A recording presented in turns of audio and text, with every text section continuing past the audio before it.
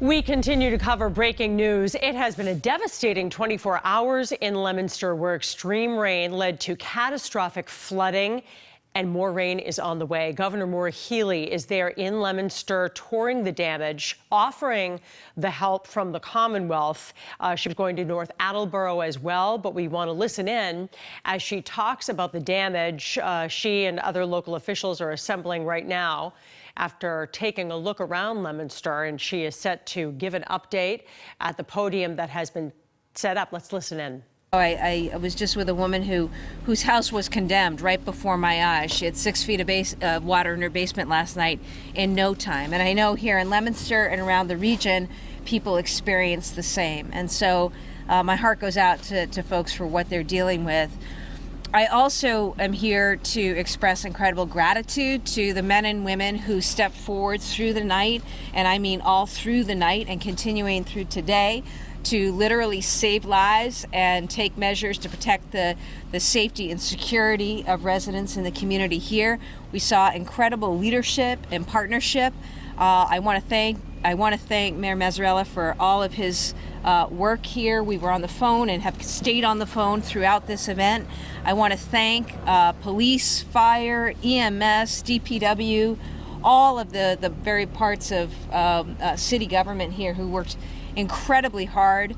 I want to thank our first responders. I want to thank as well members of our team and the administration we had on the ground last night immediately. MEMA and DCR and the state police, EOPS, among other entities. We had our environmental police out here as well, Office of Dam Safety, and so a lot of people have been working hard. DOT here, we'll talk about that. But basically, the state of play right now is, one, we continue to be vigilant about the weather. We do expect more rains in the coming days. We're going to watch closely hurricane activity and how that will affect things. Two, we're going to continue to stay in close coordination, local, state, and federal officials. I've reached out to both the Biden administration and to our congressional delegation, and I know we've been in touch with FEMA to request all assistance that we can get to help get us through this time. We continue to stay coordinated. Importantly, local government and our state administration, we are here to provide anything and everything we can to Leominster and this greater region. And already steps have been taken. I really want to thank the incredibly swift action taken. We had 2 dams that were severely impacted.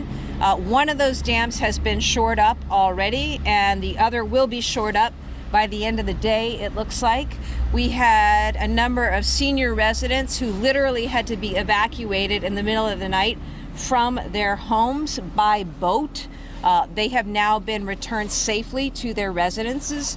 We have a building where we still have some work to do. It's a 7-story building, and we're working state and local to get that in order. And we will continue to work, our MEMA team in particular, in quickly assessing and getting processed what we need to so that we can get the federal funding that we need for folks in this area. Again, I want to thank people for their perseverance, for their resilience, and know that we as a state join together with our local partners. Will do everything we can to help the folks here in Leominster and across the region. Lastly, I do note that we had a serious damage to one of our track lines. As some of you have seen, the water just completely blew out underneath a track, and so DOT has been on it, and GMN can give further details, but I know they are working very, very hard to restore service, including getting the fill so that is shored up. In the meantime, buses will run. And the mayor tells me that, well, no school tomorrow. No school tomorrow. I don't know how that is for parents, but you know, devastating times right now in this community, and we'll do everything that we can. But again, I want to thank the leadership, particularly the first responders and the folks here in Leominster. Yeah, it's one more day. We think one of the schools. Oh, I'm sorry. One of the schools got a lot of damage, and there are still streets that are blocked or one way, and we think that extra day is going to really help us We had detours going into detours, and it's just better at this point for everyone's safety that we give it one more day.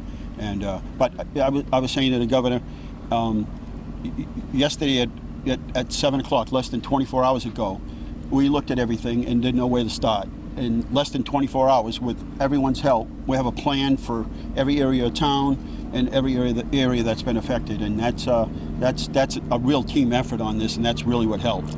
And so we'll continue to work through the night, and if you have any questions, Governor's here to answer them. Yep.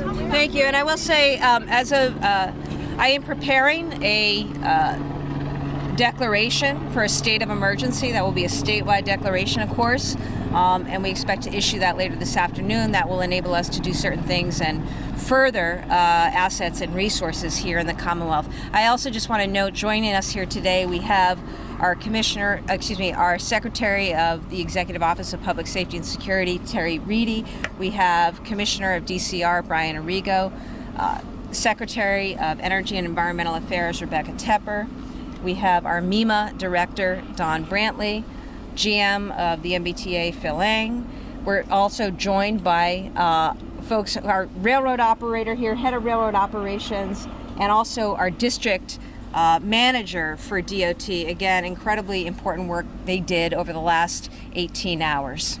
Governor, what's the biggest area right now here in Leominster that you have seen that you know of? Well, I mean, I mentioned a few of the very significant impacts, the two dams and what happened with the railroad tracks.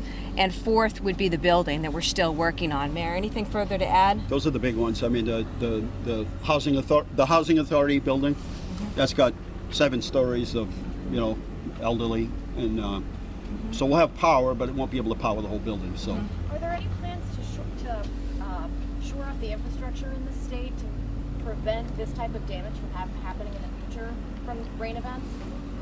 Well, one of the reasons that we have prioritized climate and resilience is because this is the world we now live in. Every day we see weather that we haven't seen before. Things are happening that people haven't dealt with before. It's the reason I named the country's first climate chief to sit atop and make sure we are driving things like resilience across an agenda. It's why we invested a lot in the budget when it comes to infrastructure and resilience. This is where we need to be. This is how we need to meet the moment. We need to recognize that we need to take steps collectively, and this is a local, state, and federal partnership. Pleased to be joined here today by our elected officials, also Senator John Cronin and Representative Natalie Higgins. This is the important work we've got to do. We've got to make sure that these investments are funded, that they're well executed. There's $1 trillion that's come from the Biden administration to go really towards climate resilience work. It's why I appointed a federal funds director, and we're going to be out there and are out there chasing every single last federal dollar that we can, because we need to make these investments. We need to build in a resilient way, and we need to continue to take action when it comes to addressing climate change. It's as simple as that. Mayor, can you address the situation with the shelters? Will you be keeping them open tonight and knowing that there's more weather coming tomorrow? We'll keep one of them open in the event that we need it. But right now we've been able to get everybody removed. There's no sense. It's set up. There's no school tomorrow. We'll be watching the weather like everyone else. Please understand, if you get 1 inch or 2 inches of rain in a weather event, that's 2 or 3 days, that's a tough one. We're talking anywhere from 9 to 11 inches of rain that hit us in 4 hours. There's no system in the world that can absorb that amount of rain.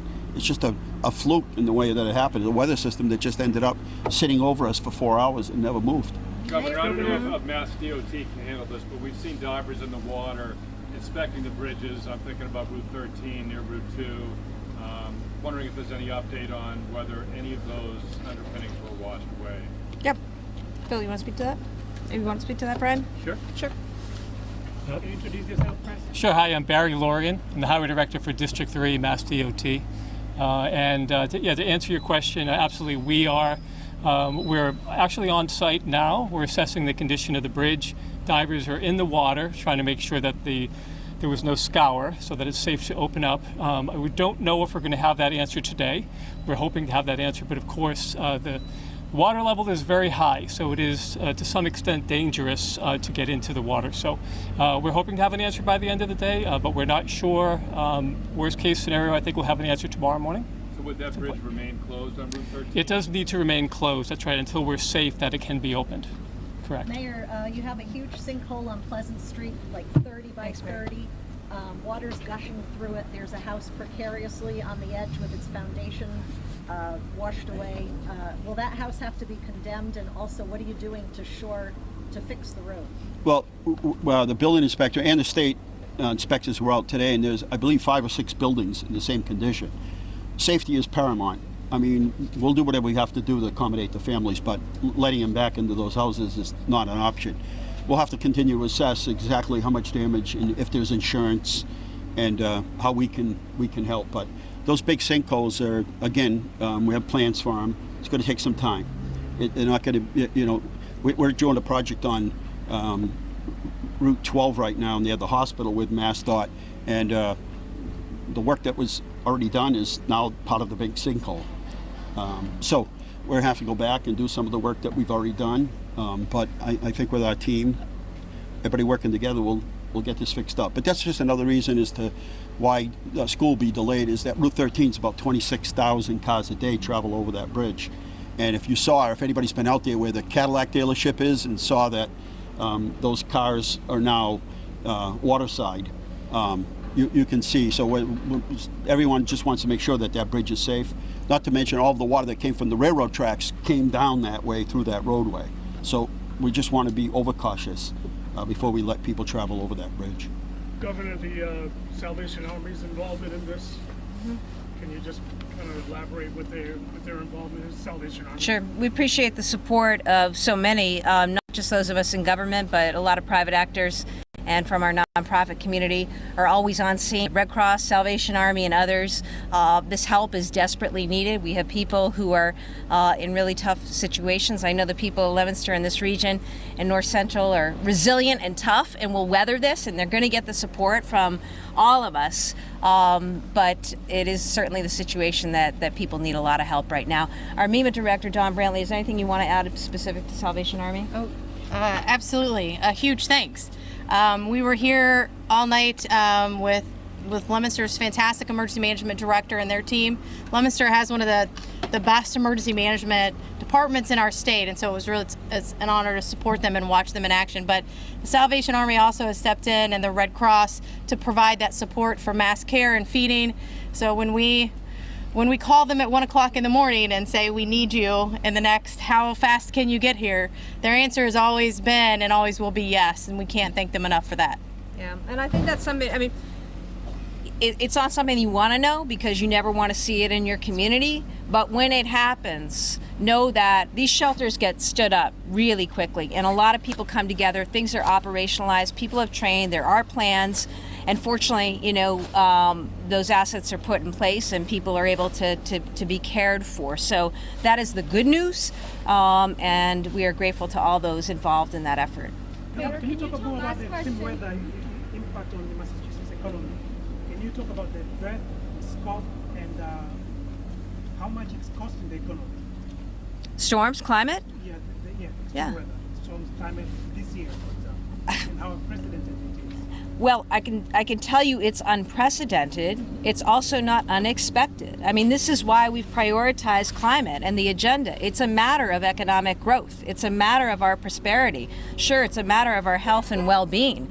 It's also the case that when it comes to climate events, communities that are most damaged, it seems, are those who are most vulnerable. Our low-income communities, our communities of color, communities that have been disadvantaged in different ways. And so, you know, that's part of why making sure when we build forward a climate agenda, it includes issues of environmental justice as we think about the kind of resilience that we need, with a heavy emphasis on infrastructure. But you know, this is why Massachusetts, both as an administration and our legislature, are so committed to addressing climate in a number of different ways. It's why we as a country need to do this, despite efforts of those who want to hold us back, because it is absolutely an economic imperative, and every day we pay the price in Massachusetts, across this country, across this globe, for people's failure to do what is necessary and what has been necessary to mitigate and reduce the impacts of climate change. Governor, this state of emergency you plan on releasing today, tell us what that's about. What will it allow you to do? Well, we're working as quickly as possible. I expect to issue it later this afternoon. It will give me the authority, it will give me the leeway to do what we need to do to secure the greatest number of resources and assets here in the state of Massachusetts, both from the federal level as well as operationalizing within and across state and local government what we need to get the right relief in place. We want to be able to act nimbly and swiftly when the time comes. And again, we continue to work on ongoing repairs and restoration here. We're going to continue to find ways to support people here in the region and across the state. And we want to do everything we can to take steps necessary to reduce the likelihood of damage with respect to any weather that may come over the next few days. That's why I issued the declaration. Thank you very much. Again, many thanks to our first responders, all who came together in partnership. And again, my great sympathies to all of the residents affected by last night's flooding. Know that the state, in partnership with local government, we're here for you. Thank you. 38 Spruce Street is where we're heading. Everybody know where that is? The Tilton Cook, that's the building that's coming down. Has everybody been there? Okay. Okay. Did you get your water? Listening to Governor Yeah, I Healey did. along with Mayor Mazzarella of Leominster and other local officials as the mayor has declared a state of emergency in Leominster after these punishing rains that fell over 4 hours last night. A tremendous amount of water in already water-soaked grounds there. We had evacuations, neighborhoods, and sinkholes really popping up. There is a dam that is compromised in that area, and so the governor said she'll be putting all the resources possible to helping people as they recover and as she is there assessing the damage today.